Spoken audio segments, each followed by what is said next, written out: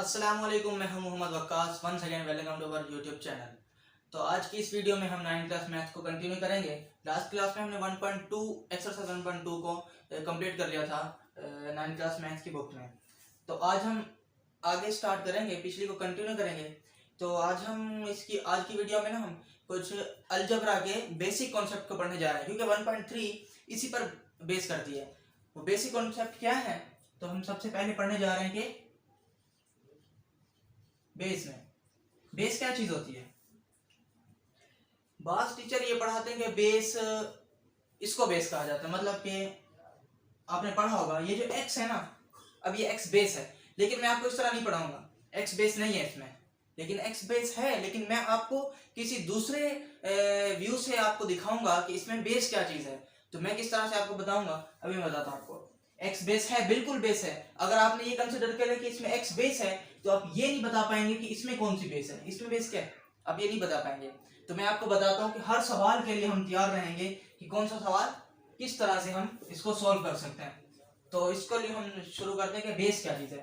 अब एक मेरी चीज याद रख लीजिए, वो क्या है, जिस पर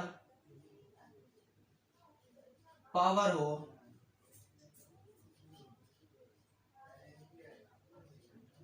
वो बेस है। ठीक है, ये पॉइंट नंबर 1, इसको नोट करें। ये पॉइंट बड़ा कीमती है। जिस पर पावर हो वो बेस है। मतलब जिसके ऊपर भी पावर आ जाए वो बेस है। अगर पावर आपके ऊपर आ रही है तो आप बेस हो गए। अब पावर x के ऊपर आ रही है तो x बेस हो गई। पावर 2 के ऊपर आ रही है तो 2 बेस हो गया। तो मैं इसको यूं अंडरलाइन कर लेता हूं, ये जो है ना, ये है बेस, ये बेस है, ये बुनियाद है। अच्छा, तो ठीक है, बेस का आपको कॉन्सेप्ट समझ आ गया। जिस पर पावर आ जाए वो बेस है, जिसके ऊपर पावर आ जाए, ये पर का मतलब वही है, जिसके ऊपर पावर आ जाए वो बेस है। अब बेस की कहानी बस इतनी ही सी थी, जिसके ऊपर पावर आ जाए वो बेस है। अब जो पावर होती है ना, वही एक्सपोनेंट होती है। इसके लिए ज्यादा हम डीप में जाने की जरूरत नहीं है। ये जो पावर है यही एक्सपोनेंट है, एक्सपोनेंट भी यही है, पावर भी यही है। एक्सपोनेंट भी इसको कह सकते हैं और पावर भी इसी को कह सकते हैं। अब एक दूसरी चीज जो आती है वो क्या है, ये पॉइंट को नोट करने की चीज है। इस पॉइंट को नोट कर, एक और चीज है वो भी नोट करनी पड़ेगी आपको। इसको एक्सपोनेंट भी कहेंगे और पावर भी कहेंगे। एक और चीज है, वेरिएबल भी एक आता है। वेरिएबल होता है और कांस्टेंट भी होता है। वो क्या होता है, अब मैं आपको बता दूं, जो यहां पर है ये बेस है, ये तो बेस है। जो बेस के साथ में होता है वो कांस्टेंट कहलाता है। मतलब जितने भी नंबर है ना, नंबर 1 2 3 4 5 6, जितने भी रियल नंबर हैं वो सारे कांस्टेंट हैं। सब के सब कांस्टेंट ट्रीट किए जाते हैं। फर्ज करो यहाँ पर अभी तो कुछ नहीं है, तो अभी 1 है। अभी इसके साथ कोई नंबर नहीं लिखा हो ना, तो अभी 1 लिखा हुआ है। अभी मैं लिख देता हूँ इसके साथ 2। ये 2 है ना, ये कांस्टेंट है, ये 2 कांस्टेंट हो गया। ठीक है, और ये जो बेस है एक्स वाई जेड, क्योंकि अब इसके ऊपर पावर है तो हम इसे बेस ट्रीट कर रहे हैं, एज अ बेस कर रहे हैं। बेस कंसीडर हमने किया हुआ है क्योंकि इसके ऊपर पावर है। अगर इसके ऊपर पावर ना हो, ये सिंपल ऐसे कुछ लिखा हुआ है एक्स वाई जी वगैरह, तो ये कहलाते हैं वेरिएबल। क्या कहलाते हैं, वेरिएबल। अगर ये कुछ भी नहीं हो, सिंपल से लिखा हुआ है, तो इनको कहा जाता है वेरिएबल। क्या कहा जाता है, वेरिएबल। ठीक है, इतनी चीजें आपने नोट कर ली। एक और जो last but not the least, वो ये है कि पॉइंट नंबर 2 नोट कर लें। ये पॉइंट नंबर 2 लाजमी नोट कर लें और अपने जहन में इसको बिठा लें, क्योंकि ये बहुत ही इंपॉर्टेंट पॉइंट है, बहुत काम आने वाला है। वो पॉइंट क्या है,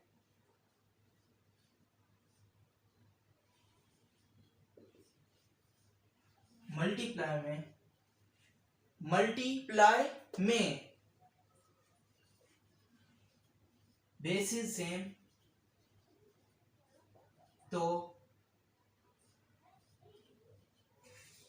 पावर्स ऐड। बस अब इतना इसको याद करें, 1 2 दफा दोहराएं इसको। मल्टीप्लाई में base same power add, multiply में base same power add, base same power add.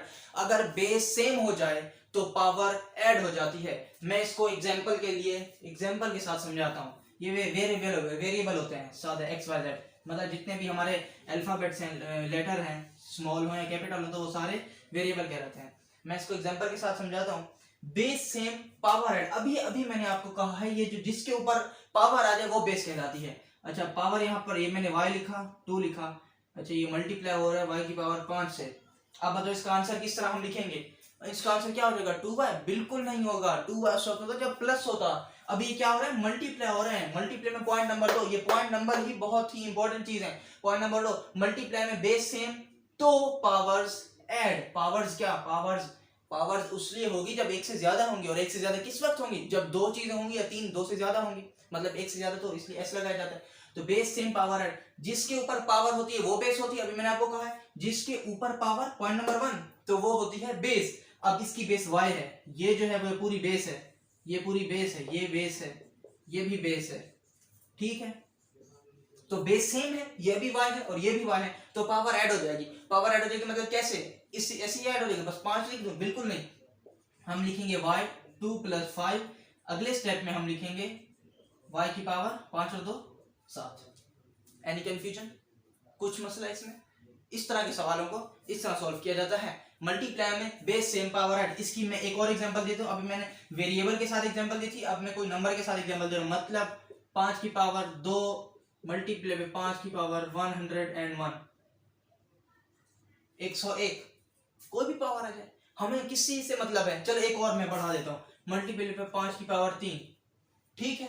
भले जितने भी आ जाए, बेस सेम होनी चाहिए तो पावर ऐड होती जाएगी, भले कुछ भी हो जाए। बेस सेम है, तीनों की बेस 5 है, जिसके ऊपर पावर हो वो बेस कहलाती है। तो इसके ऊपर पावर 5 पर है, 5 पर है, 5 पर है, तो ये जो 5 होगी ये बेस होगी। इस बेस को एक दफा लिखा जाएगा, इनकी तमाम पावर्स को ऐड कर दिया जाएगा। ये है 2 प्लस ये है 101 प्लस ये है 3। अगले स्टेप में क्या होगा? इन सबको ऐड करके लिख दो। 5 की पावर 103, 101 और 2 103 और 1 3 106। ये हमारा आंसर, बस इसमें ज्यादा कुछ भी नहीं करना। Base same power add. और पॉइंट नंबर 1 क्या है? जिस पे पावर हो वो बेस कहलाता है। पॉइंट नंबर 2 बेस सेम तो पावर ऐड। अच्छा आप कहेंगे कि भाई जिस पे पावर हो वो बेस क्यों कहलाएगा, ऐसा क्या होता है? मतलब ये तो सिंपल सी बात है, एक्स स्क्वायर है तो एक्स बेस हो गया, स्क्वायर हो गया, एक्सपोनेंट हो गया। ऐसा हमने क्यों नहीं कहा? ऐसा सर क्यों नहीं कह रहे? भाई क्यों नहीं कह रहे? मैंने कह रहा हूं जिसके ऊपर पावर हो वो बेस कहलाएगा। अब एक्स स्क्वायर में एक्स बेस है, अब आप ये सोचेंगे कि एक्स स्क्वायर में एक्स बेस है, उसी बुनियाद पर आप यहां बताएं कि यहां पर बेस कौन है। आप बोलेंगे एक्स, यहां तो एक्स है ही नहीं भाई, यहां तो 5 स्क्वायर है, मतलब 5 का स्क्वायर। तो इसलिए ये कॉन्सेप्ट आप बना लें, जिसके ऊपर पावर हो वो बेस कहलाता है। सिंपल है, बस ये कुछ चीजें थी, नोट डाउन करना है तो कर लें। और इसके बाद हम बढ़ते हैं हमारी एक्सरसाइज की तरफ। एक्सरसाइज 1.3 में टोटल यही कॉन्सेप्ट ही यूज हो रहा है। चलो मैं इसे रेज कर देता हूं, ठीक है। और यहां तक ही मिटाता हूं, ये मैं लिखा रहने देता हूं, यहां से हम काम स्टार्ट करेंगे।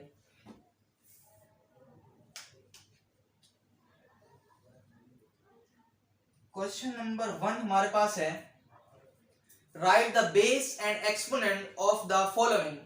इस सवाल के 3 पार्ट हैं। हमें बताना है कि बेस क्या है और एक्सपोनेंट इनमें क्या है। पहला सवाल मैं लिख देता हूं। सवाल है question number 1, exercise 1.3। Exercise 1.3 question number 1 का पार्ट 1 क्या है? पार्ट 1 3 की पावर 4। अब आपको बताना है सॉल्यूशन के बाद, इसमें बताना है इसमें बेस क्या है और एक्सपोनेंट क्या है। भाई बताओ बेस क्या है, क्या है इसमें बेस? क्या मुश्किल है? जिसके ऊपर पावर हो वो क्या कहलाता है? वो बेस कहलाता है। हमारा पॉइंट नंबर 1 यही है, जिस पर पावर हो वो बेस है। जिस किस पे ऊपर पावर है? पावर 3 के ऊपर है। तो सॉल्यूशन में लिख देते हैं भाई, बेस सॉल्यूशन में इस तरह लिखा जाएगा, बेस बराबर है और क्या बताना? एक्सपोनेंट एंड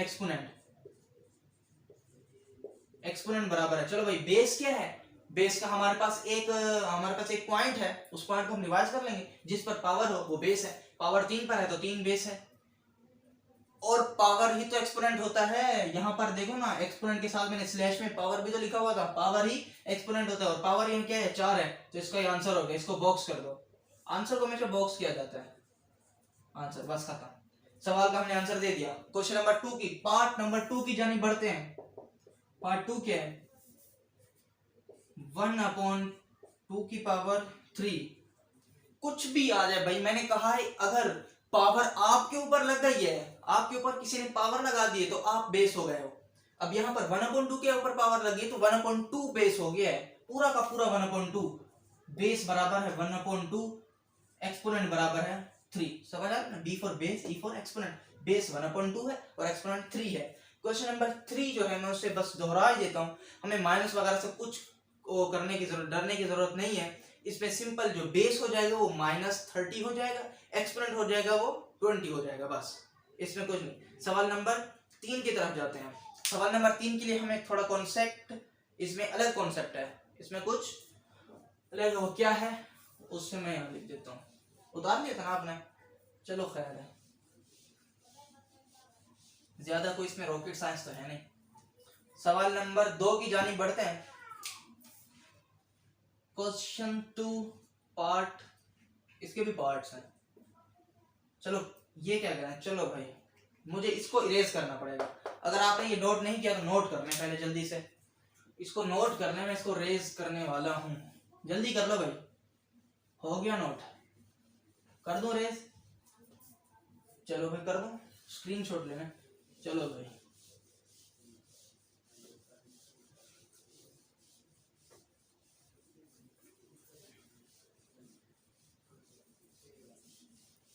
थोड़ा डार्क हो रहा है। हमें सवाल नंबर 2 में रूट का चक्कर आ गया है तो हमें रूट समझना पड़ेगा। हमने अभी तक कितनी चीजें पढ़ी हैं? बेस पढ़ा है और एक्सपोनेंट पढ़ा है। किताब के मुताबिक हमने 2 चीजें पढ़ी हैं, वरना हमने 2 से ज्यादा पढ़ ली हैं। एक्सपोनेंट, वेरिएबल और कांस्टेंट भी हमने पढ़े हैं, और हमने एग्जांपल भी लिए हैं, बुक की एग्जांपल भी लिए हैं, और हमने सवाल को भी लिखा है। तो अभी हम बढ़ने जा रहे हैं क्वेश्चन नंबर 2 की जानी। क्वेश्चन नंबर 2 के कुछ कॉन्सेप्ट है वो मैं बताता हूँ आपको। इसमें है रूट आ गया है, इसको कहा जाता है, इसको, ये जो चीज बनी हुई है इसे कहा जाता है रूट, ROOT। सही। इस रूट की अपनी कोई वैल्यू है, इस रूट की वैल्यू है, और ये रूट बराबर होता है, रूट बराबर है 1/2 के। ये जिस चीज के ऊपर ये आ जाए, मतलब ये रूट आ जाए, इस रूट की वैल्यू हो जाती है मतलब 1/2। अभी मैं आपको बताता हूं, अगर ये रूट x के ऊपर आ गया, ये रूट आ गया x के ऊपर, तो हम x को किस तरह लिख सकते हैं? x को यूं लिख सकते हैं कि भाई x की पावर 1/2। इसमें हम कंफ्यूज हो सकते हैं, भाई 1/2 कहाँ लगाना है? नीचे 1/2 लगाना है, ऊपर लगाना है, साइड में लगाना है, इधर लगाना है, उधर लगाना है, किधर? पावर में आता है 1/2, और ये इसकी पावर ही है। तो x √x अगर यूं लिखा हुआ हो तो हम लिख देंगे x की पावर 1/2। ठीक है, यहां तक हम एग्री हैं? आप सब एग्री करते हैं भाई? अब यहाँ पर चलो एक हमने वेरिएबल ले रहे हैं, अब कोई कांस्टेंट लेते हैं। √2 मतलब 2 के ऊपर रूट आ गया, तो मतलब 2 की पावर 1/2। ठीक है, ये पावर है। चलो मैं इसको बड़ा कर देता हूं ताकि पावर वाजे लगे। 2 की पावर 1/2। सही है भाई। चलो अब आगे चलते हैं। हमारे पास बुक में भी आएगा, और ऐसा होता भी है, कभी कभी ऐसा कुछ होता है कि यूं कुछ लिखा होता है। ये क्या है? ये क्या है भाई? रूट के साथ यूं चिन्ह लगा हुआ है, यूं नहीं है, ये ऐसा बिल्कुल नहीं है। ये जो 3 है ना, ऐसा नहीं है कि ये 3 यहां पर है, बिल्कुल ऐसा नहीं, ये नहीं है, ये यूं है, ये 3 यहां पर है। ऐसे को हम कहते हैं क्यूब रूट। क्या कहा जाता है? Cube root. मतलब क्यूब हम अक्सर कहते हैं 3 को, और ये 3 रूट है, मतलब 3 रूट, क्यूब रूट। अगर इस तरह कोई आ जाए तो हम उसे कैसे लिखेंगे?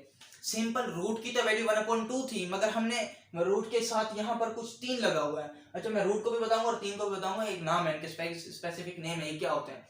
तो इस तरह से आगे, तो इसका मतलब ये होता है कि इसकी जो पावर है ना, 3 की पावर 1/2 पहले थी जब यहाँ पर 3 नहीं था, अब 3 आ गया तो इसकी पावर 1/3 हो गई। सिंपल है, कुछ भी नहीं। अगर x की पावर यहाँ पर 5 है, ठीक है, यहाँ पर 5 है, तो हो जाएगी x की पावर 1/5। आप समझ गए होंगे, जो यहाँ पर आ जाता है वो 1 के नीचे चला जाता है, पावर में 1 के नीचे चला जाता है। जब भी यहाँ पर कुछ नहीं था तो 1/2 था, कुछ नहीं था तो 1/2 है। अब बोलेंगे अगर 1 आ गया तो 1 आएगा नहीं, 1 आया हुआ ही है ऑलरेडी, यहाँ पर 1 है, कुछ नहीं होता वहां पर 1 ही होता है। अगर 1 हो तो 1/2, 2 हो तो फिर भी अगर यहाँ 2 तो होगा ही नहीं, 2 भी नहीं होगा, 1 भी नहीं होगा, डायरेक्ट 3 होगा, होगा तो 3 होगा, वरना कुछ नहीं होगा। सही बात समझ आ रही है? तो ठीक है, यहाँ तक अगर समझ आ गई है तो इसको नोट डाउन करें। और अभी मैं एक और चीज बताने जा रहा हूँ, क्या है कि इस रूट को भी कुछ कहा जाता है, रूट तो कहा ही जाता है, और इस जो ये इसको भी कुछ कहा जाता है। इस इनमें से ये क्या होते हैं, ये क्या होते हैं और ये क्या होते हैं, जो बताता हूँ मैं आपको। ये अगर हमारे पास सवाल आएगा तो ये जो ये है ना, ये जो बना हुआ है रूट, इसे कहते हैं, मतलब मैं इस सवाल के बारे में बता रहा हूँ। वैसे तो रूट इस सिंबल को रूट कहा जाता है, मगर इस तरह के जो ये जो 3 है ना, इस 3 को कहा जाता है। ऐसी सिचुएशन में इस रूट और इस 3 को क्या कहा जाता है, इस रूट को कहा जाता है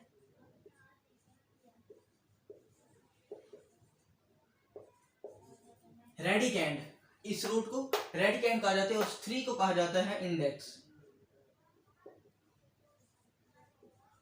सही, इस 3 को कहा जाता है इंडेक्स और रूट को कहा जाता है रेडिकेंड। अगर सवाल में आए इस तरह से बना हुआ है और पूछा जाए कि इसमें इंडेक्स क्या है और रेडिकेंड क्या है, ऐसा एमसीक्यूज आ सकता है, इसमें पॉसिबल है भाई, आ सकता है, अच्छा एमसीक्यूज है। और इसमें से बताना पड़ेगा कि इंडेक्स क्या है और रेडिकेंड क्या है, तो आसानी से बता देंगे, जो रूट है वही रेडिकेंड है। अब यहाँ से एक हमें पिक मिलती है कि हम क्या चीज में उठा सकते हैं, मतलब हमें ये तो पता है ये जो सिंबल है, ये वाला सिंबल रूट का है, और रूट और रेडिकेंड में पहला लेटर कॉमन है, मतलब आर है, जो आर है वही इसका है, मतलब रेडिकेंड है तो ये रूट है, बाकी जो बचेगा वो ये होगा। बाकी क्या बचेगा, इंडेक्स ही बचेगा, और क्या बचेगा, बस इंडेक्स और रेडिकेंड दो नाम अपने जहन में जब होंगे तो आपको पता चल जाएगा इन दो में से एक का अगर पता चल गया तो दूसरा ऑटोमेटिकली दूसरा ही होगा, बस खत्म। तो इस सवाल में यही करना है, identify radicand index in the following. हमें इंडेक्स और रेडिकेंड को बताना है कि इंडेक्स और रेडिकेंड क्या है। तो सवाल नंबर क्वेश्चन नंबर 2 को हम यहां से स्टार्ट करते हैं। क्वेश्चन 2 का पार्ट 1 क्या है, √5 और यहाँ पर इंडेक्स 3 है। चलो भाई इसका बताना है हमें, इसमें इंडेक्स और रेडिकेंड क्या क्या है। सिंपल है, यहाँ पर बताया हुआ तो है, जो यहाँ पर जो कुछ भी होगा, 3 है, 5 है, 4 है, x है, y है, z है, a b है, c है या n है, कुछ भी है, यहाँ पर जो भी होगा इंडेक्स कहलाएगा। सॉल्यूशन के बाद हम लिखेंगे, इंडेक्स की हेडिंग डालेंगे, जैसे वो बेस के लिए लिखा था, इंडेक्स और रेडिकेंड। इंडेक्स कितने हैं, 3 है, रेडिकेंड क्या है, √5 है, बस ठीक है। √5 पूरा लिखेंगे, √5, रूट में कुछ भी होगा वही लिखेंगे। दूसरा सवाल क्या है, दूसरा सवाल है कि भाई, दूसरा सवाल थोड़ा लेंथी है, थोड़ा बड़ा है। x/y और ये इंडेक्स में 4 है। हमें बताना है कि इसमें इंडेक्स क्या है और रेडिकेंड क्या है। जल्दी से आप खुद भी बता दें, खुद बता दें, जो यहाँ पर होगा वो इंडेक्स होगा, जो अंदर का और रूट के साथ कुछ भी होगा वो रेडिकेंड होगा। चलो भाई, इंडेक्स की और रेडिकेंड की हेडिंग डालो, यो डाल दी। इंडेक्स जो है वो 4 है, रेडिकेंड जो है रूट में x/y है। शायद आपको x/y नजर ना आ रहा हो, ये रूट में x/y ही है, ठीक है, यहाँ तक समझ आ गया। और तीसरा सवाल है √x²y/z, और यहाँ पर जो इंडेक्स की जगह 5 लिखा हुआ है, तो बस इंडेक्स की जगह 5 लिखा हुआ है तो मैंने खुद ही बोल दिया, तो ये जो 5 है ना वो इंडेक्स है, और √x²y/z ये पूरा रेडिकेंड है। तो आगे चलते हैं, transform the following into exponential form. तो ठीक है, इनको एक्सपोनेंशियल फॉर्म में लेके आना है, तो मैं यहाँ लिख देता हूँ, इस समय रेज कर देता हूँ। क्वेश्चन नंबर 3 और 4 को हम अगली क्लास के लिए कर देते हैं, क्योंकि वीडियो ज़्यादा लंबी हो जाएगी, 20 मिनट से ज़्यादा हो रही है, तो हम बस 3 और 4 को अगली वीडियो के लिए करेंगे, और इसके बाद पूरी ये एक्सरसाइज खत्म है। इसके बाद ठीक है 1.4 है, नई एक्सरसाइज का आगाज करेंगे। अब तक के लिए उम्मीद है मैंने जो कुछ आपको समझाया पढ़ाया वो समझ आ गया होगा, और अगर आपको समझ नहीं आया, थोड़ा सा कुछ मसला है, तो कमेंट बॉक्स में ज़रूर कीजिएगा, कर देना, और मैं उसका रिप्लाई देने की भरपूर कोशिश करूँगा, और मैं इंशाल्लाह ज़रूर रिप्लाई दूंगा। अगर वीडियो पसंद आने की सूरत में लाइक करें, शेयर करें, ज़्यादा से ज़्यादा शेयर करें। अभी तक आपने हमारा चैनल सब्सक्राइब नहीं किया तो इसे सब्सक्राइब कर लें।